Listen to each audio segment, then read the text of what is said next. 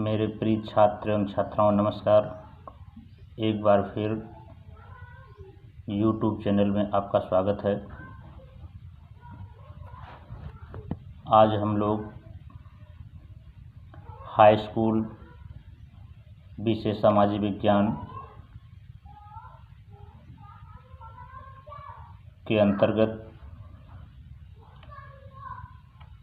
Europe में राष्ट्रवाद के उदय के अंतर्गत हम लोग अध्ययन कर रहे हैं। आज हम लोग अध्ययन करेंगे फ्रांसीसी क्रांति। राष्ट्रवाद की पहली स्पष्ट अभिव्यक्ति 1789 ईस्वी में फ्रांसीसी क्रांति के साथ हुई। 1789 में फ्रांस एक ऐसा राज्य था जिसके संपूर्ण भूभाग पर एक निरंकुश राजा लुई 16वां का आधिपत्य था या शासन था।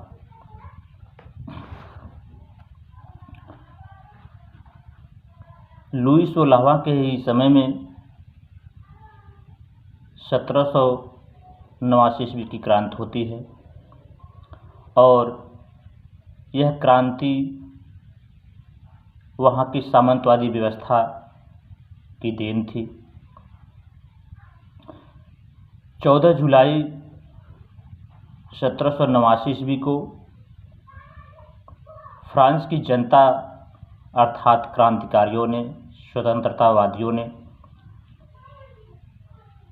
फ्रांस के राजप्रसाद के दुर्ग बास्तिल दुर्ग के फाटक को तोड़ दिया और राजप्रसाद पर आक्रमण कर दिया और 14 जुलाई को फ्रांस स्वतंत्र हो गया, जो है राजा के चंगुल से, लुई 16वां के चंगुल से। लुई 16वां भाग गया, फिर उसको बाद में पकड़ करके जो है फांसी पर चढ़ा दिया गया। इसीलिए 14 जुलाई को फ्रांस में राष्ट्रीय दिवस के रूप में मनाया जाता है। फ्रांसीसी क्रांति का प्रमुख नारा था स्वतंत्रता, समानता एवं बंधुत्व या भाईचारा का नारा था। इस क्रांति में रूसो, वॉल्टेयर, मॉन्टेस्क्यू का बहुत बड़ा योगदान था। ये लोग अपने पुस्तकों के माध्यम से जन सामान्य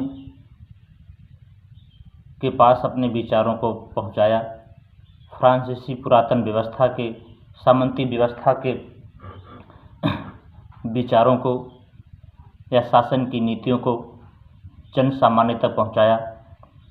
इस पुस्तक को जब जन सामान्य ने पढ़ा तो अपने अधिकारों को जाना और इसीलिए अपने अधिकारों को मांगने के लिए बास्तिल के दुर्ग पर जो है पहुंचे, एकत्रित होकर के जो है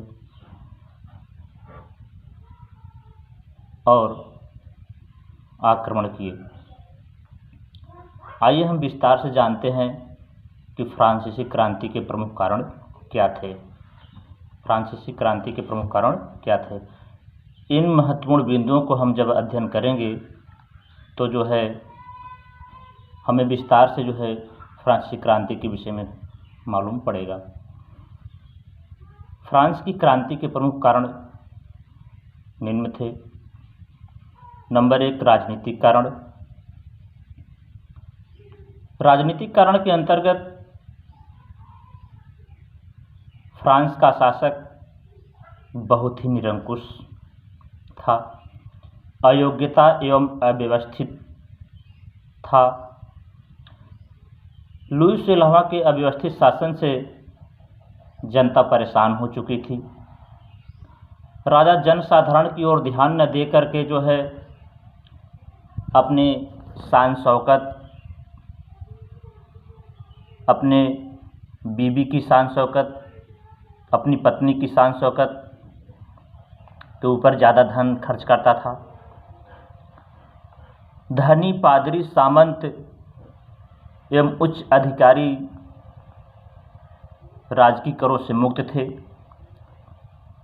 और जन सामान्य के ऊपर करों का बोझ लाद दिया गया था। इसी के फलस्वरूप जनता ने क्रांति का बिगुल बजा दिया। नंबर दो में आर्थिक कारण के अंतर्गत हम अध्ययन करेंगे। फ्रांस का राजा लुई 16वां का इंग्लैंड के शासक से युद्ध बहुत पहले से ही चला रहा था। इंग्लैंड के साथ युद्ध के कारण फ्रांस का राजकोष खाली हो गया था और राजघराने के सदस्य विलासी धन के लिए तरह तरह के कार्य कर रहे थे, अर्थात धन का दुरुपयोग कर रहे थे। धन पानी की तरह बहाया जा रहा था फ्रांस में उच्च परिवारों में, जिसका बुरा असर राजकोष पर पड़ा और अंततः देश की जनता ने उसको भुगता और कर्ज बढ़ता गया जिसकी पूर्ति फ्रांस के शासक ने मजदूरों के ऊपर करों का बोझ डाल करके किसानों के ऊपर करों का बोझ डाल करके पूर्ति करना चाहा और उच्च सामंत वर्ग के लोग, पादरी वर्ग के लोग इन करों से मुक्त रहते थे। बहुसंख्यक जनता भूखी नंगी थी, जिसके परिणाम स्वरूप फ्रांसीसी जनता ने इन सबको बर्दाश्त नहीं किया और बर्दाश्त करते करते एक हद हो गई, उस सीमा को पार कर गई और फ्रांसीसी जनता ने निरंकुश राजा लुई 16वां के ऊपर आक्रमण कर दिया। तीसरे कारण में हम पढ़ेंगे सामाजिक कारण। फ्रांस का समाज 3 वर्गों में विभाजित था, बटा हुआ था 3 वर्गों में। नंबर 1 पादरी वर्ग, नंबर 2 कुलीन वर्ग और नंबर 3 जनसाधारण वर्ग, जिसमें सामान्य जनता रहती थी, मजदूर रहते थे। पादरी वर्ग में कैथोलिक या चर्च के उच्च अधिकारी या पादरी या धर्माधिकारी लोग रहते थे। उच्च पादरी वर्ग विशेष अधिकारों से युक्त थे, ये करों से मुक्त होते थे, ये बड़ा ही विलासी जीवन व्यतीत करते थे। ये वैभव से पूरी तरह परिपूर्ण थे, इनको कोई कमी नहीं थी। पूरी तरीके से खाने पीने से लेकर के यातायात, धन दौलत से कोई कमी नहीं थी। यह वर्ग अपने विशेषाधिकारों का दुरुपयोग करने लगा था, जिसको राजा ने प्रदान किया था। यह वर्ग का नैतिक पतन भी हो गया था। ये समाज में केवल घृणा के पात्र बन गए थे। कुलीन वर्ग में सामंत, राज परिवार के सदस्य एवं उच्च अधिकारी शामिल थे राजा के। यह वर्ग जनसाधारण पर दुरुपयोग करते थे, जनसाधारण को मारते पीटते थे, सताते थे, इनको परेशान करते थे। फ्रांस की जनता इस वर्ग के शोषण से ऊब चुकी थी, काफ़ी समय से इनका शोषण हो रहा था, ऊब चुकी थी और इनके चंगुल से छुटकारा पाना चाहती थी और विवश होकर के क्रांति के लिए प्रेरित हो गई और क्रांति कर दिया। चौथे कारण के अंतर्गत हम पढ़ेंगे फ्रांस के विचारकों का प्रभाव या दार्शनिकों, लेखकों का विचार, जिसके कारण फ्रांस में क्रांति हुई। तत्कालीन दार्शनिकों में प्रमुख दार्शनिक थे रूसो, वाल्टेयर, मॉन्टेस्क्यू। रूसो की प्रमुख पुस्तक सोशल कॉन्ट्रैक्ट अर्थात सामाजिक समझौता का सिद्धांत, जिसमें इन्होंने फ्रांस के पुरातन व्यवस्था, सामंती व्यवस्था की धज्जियां उड़ाकर रख दिया है पूरी वहाँ की राजशाही व्यवस्था की विषय में अग्नि उगला है। और मॉन्टेस्क्यू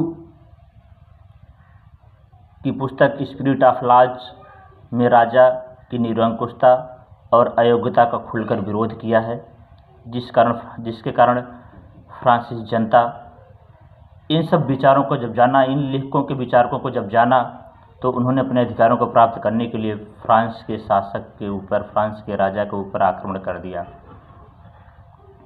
अंततः फ्रांस 14 जुलाई 1789 ईस्वी को स्वतंत्र हो गया, जो है राजा के चंगुल से, जो है राजा का पतन हो गया, जो है। और वहाँ पर जो है जो जेल में कैदी बंद थे उनको स्वतंत्र कर दिया गया, जो है।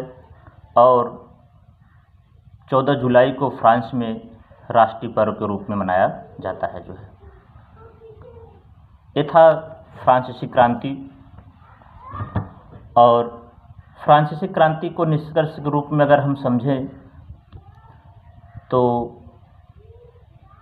फ्रांस का राजा लुई 16वां बहुत ही निरंकुश हो गया था।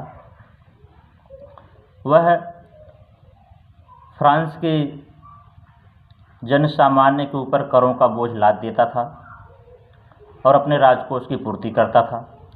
और इस राजकोष को जो है अपनी शान शौकत, वैभव, विलासिता, रानी के आदेशों पर व्यय करता था, जिससे जनता उब गई थी।